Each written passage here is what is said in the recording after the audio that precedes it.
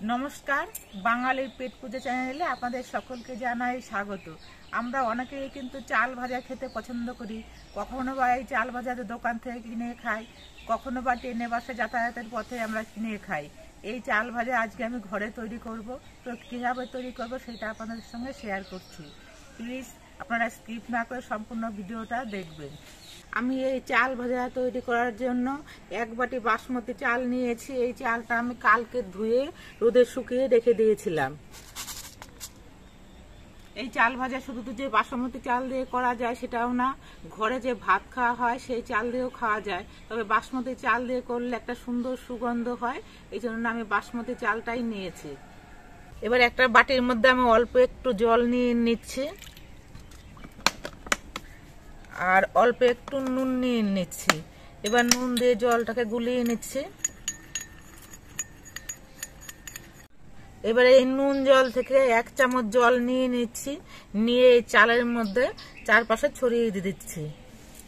এবার আস্তে আস্তে করে চালটাকে মাখিয়ে নিতে হবে জলের সঙ্গে, যাতে নুনগুলো চালের মধ্যে প্রবেশ করে। বেশি জল দিলে কিন্তু হবে না, অল্প জল দিয়েই মাখিয়ে নিতে হবে। এবার কিছুক্ষণ চালটা রেখে দিতে হবে যাতে জলগুলো শুকিয়ে যায়।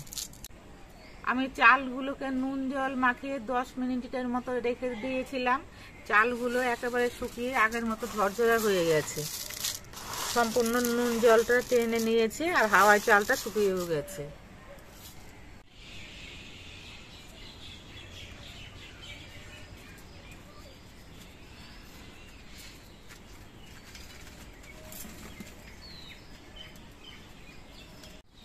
এবার আমি উনুনে কড়াইটা বসিয়ে গরম করে নিয়েছি। এবার কড়াইতে দিয়ে দিচ্ছি সাদা তেল। তেলের পরিমাণটা একটু বেশি করেই দিতে হবে। লুচি ভাজার সময় যেমন পরিমাণে তেল দেওয়া হয় সেরকম পরিমাণে দিতে হবে। এই চালগুলো ভাজার জন্য একটা ছাঁকনি দরকার, তার জন্য আমি একটা বড় সাইজের ছাঁকনি নিয়ে নিয়েছি। সাদা তেলটা আমি কিছুক্ষণ গরম করে নিয়েছি। এবার তেলটা ঠিকঠাক গরম হয়েছে কিনা সেটা বুঝে নেওয়ার জন্য আমি প্রথমে ছাঁকনির মধ্যে অল্প কটা চাল নিয়ে নিচ্ছি আর এটা তেলের মধ্যে ডুবিয়ে দিচ্ছি। যদি তেলটা হয়ে যায় সঙ্গে সঙ্গে চালগুলো হয়ে যাবে, আর যদি না হয় চালগুলো ঠিকঠাক ফুলবে না।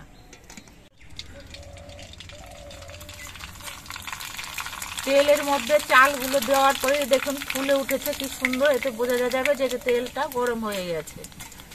আর দেওয়ার কয়েক সেকেন্ডের মধ্যেই কিন্তু চাল ভাজাগুলো হয়ে যায়, তো বেশি এরকম রাখলে আবার লাল হয়ে যেতে পারে। এবার আমি কিছু বেশি করে চাল দিয়ে দিচ্ছি ভাজার জন্য। এটা সরাসরি কড়াইতে দিয়েও ভাজা যেত, কিন্তু কড়াইতে সরাসরি দিলে ওটা নামাতে একটুখানি দেরি হলে চাল ভাজাগুলো লাল হয়ে যেত।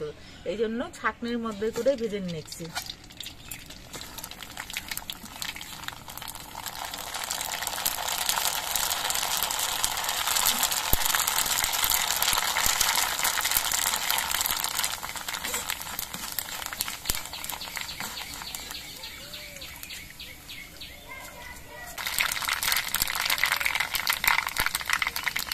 ছাঁকনিটা বড়, তেলের পরিমাণটা অনেকটা হলে আরো ভালো হতো, তো আমি পরে তেলের পরিমাণটা কম দিয়েছি বলে আমি অল্প করে চাল দিচ্ছি।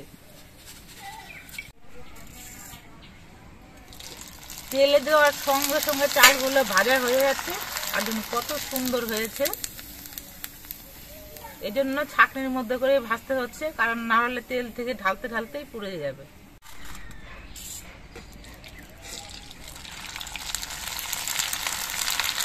খুব অল্প সময়ের মধ্যে এই চালগুলো ভেজে নেওয়া যায় আর খেতেও কিন্তু খুব টেস্টি হয়।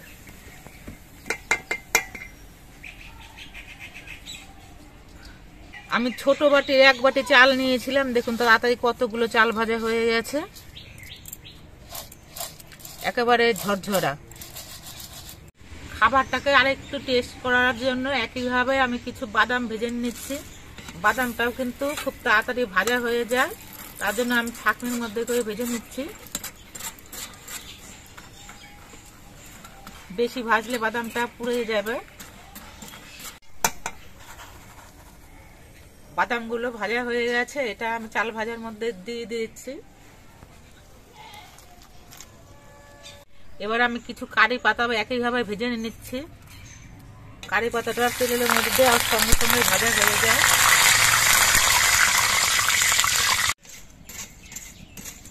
কারি পাতাগুলো ভাজা হয়ে গেছে, এটাও আমি তুলে নিচ্ছি।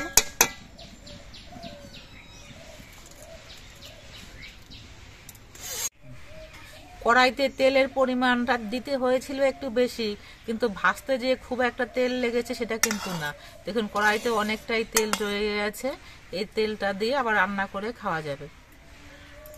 আপনারা দেখতে পেলেন যে আমি কিভাবে বাসমতি চাল দিয়ে চাল ভাজাটা ভাজলাম।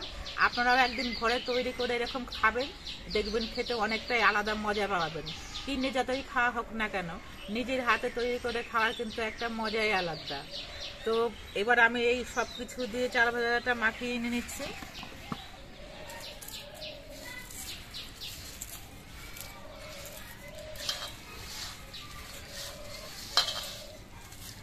কত সুন্দর ঝরঝরা হয়েছে, আপনার আওয়াজটাও নিশ্চয়ই শুনতে পাচ্ছেন।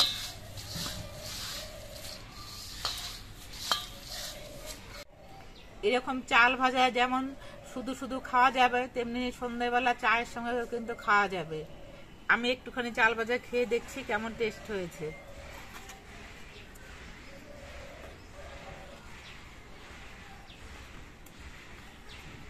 খুব ভালো হয়েছে, ঠিক দোকানের মতোই মচমচে হয়েছে। আর এই খাবারটা কিন্তু একটা ভালো ঢাকনি দেওয়া কৌটার মধ্যে রেখে দিলে পরে অনেকদিন পর্যন্ত রেখেও খাওয়া যাবে।